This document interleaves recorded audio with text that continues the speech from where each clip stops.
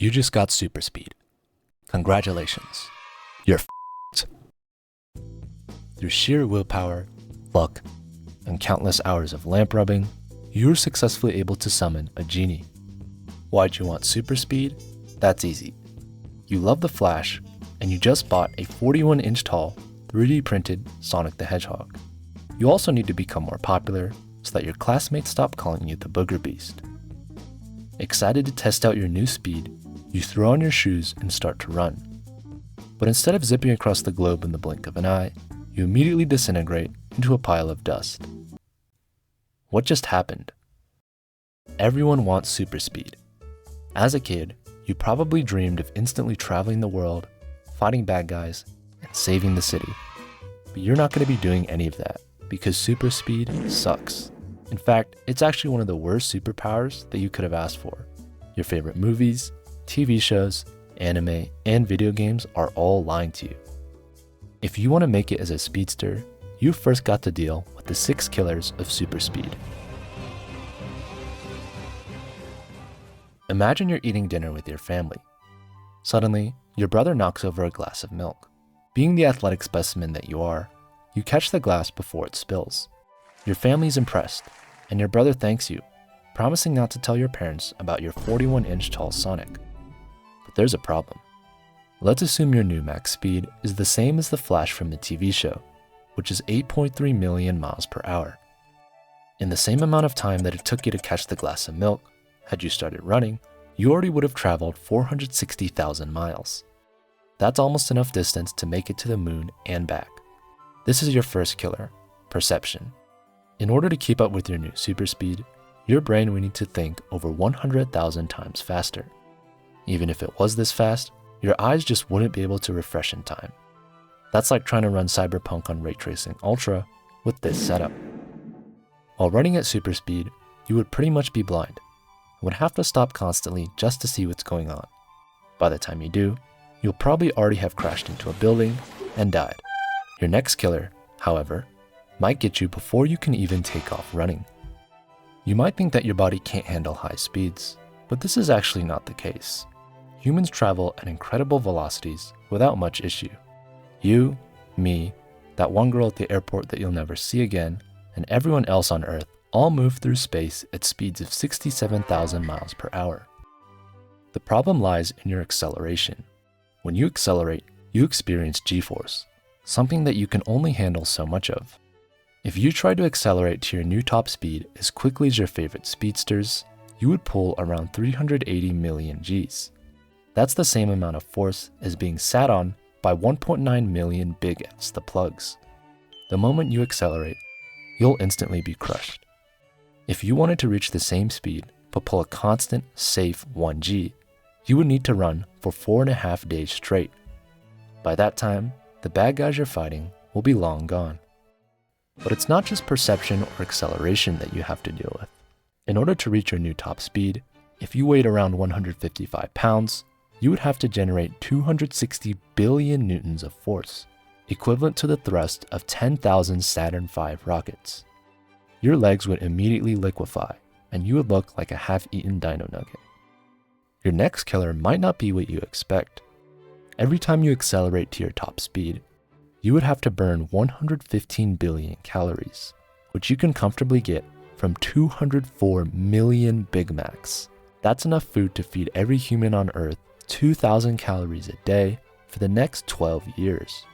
To constantly speed up and slow down at your crazy top speed, you would need to eat trillions of calories a day, not to mention have an ungodly fast metabolism to process everything.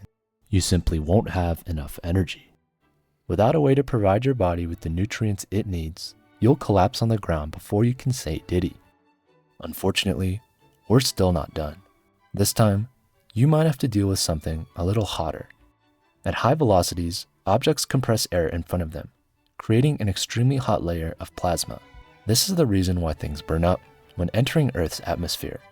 At speeds of 8.3 million miles an hour, you'd look more disintegrated than a burnt rotisserie chicken from your Uncle Joe's backyard barbecue.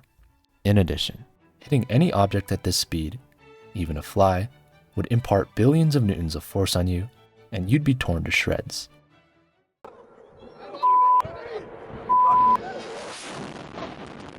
When a jet moves at speeds greater than Mach 1, it pushes air out of the way faster than sound waves can spread, which creates a shock wave, or sonic boom.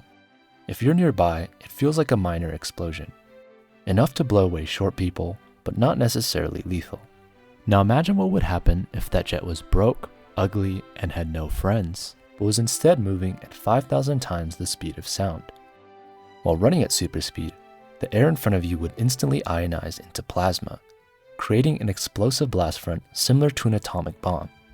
This would effectively destroy you and everything around you in a small-scale nuclear explosion. Hopefully you've apologized to your Japanese friends. After facing the 6 killers of super speed, it might seem like your new power is useless. And don't get me wrong, it pretty much is. But what if I told you that there might be a way to fix it? Think about the last time you were watching a movie or TV show. Did you ever feel like your favorite character was having it too easy? Maybe they gain a very convenient superpower or seem to pass through the story without much struggle at all. I'm of course talking about plot armor, the act of protecting a character from the conflicts of your story, even when it doesn't make sense. Famous examples include Stormtrooper aim, the power of friendship, and John Wick surviving everything. As for super speed, you've got the Speed Force from The Flash, which is basically a magical entity that conveniently explains away all of the complexities and problems with the Flash's power. Whatever you do, just don't look it up on Reddit.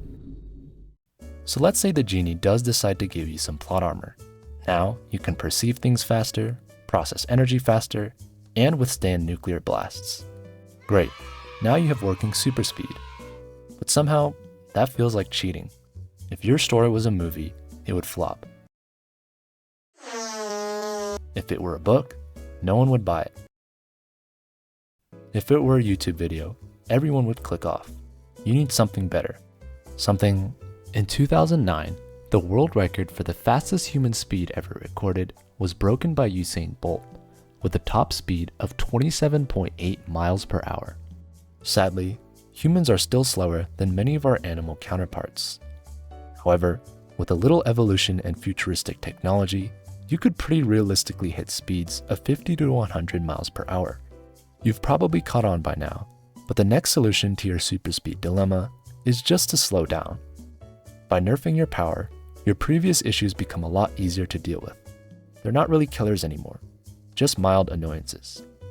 If you're really committed, you might even be able to hit Dash from The Incredibles' top speed of 190 miles per hour. You've always wanted to be as fast as the Flash or Sonic, but maybe your expectations were too high. Maybe you're okay just being fast.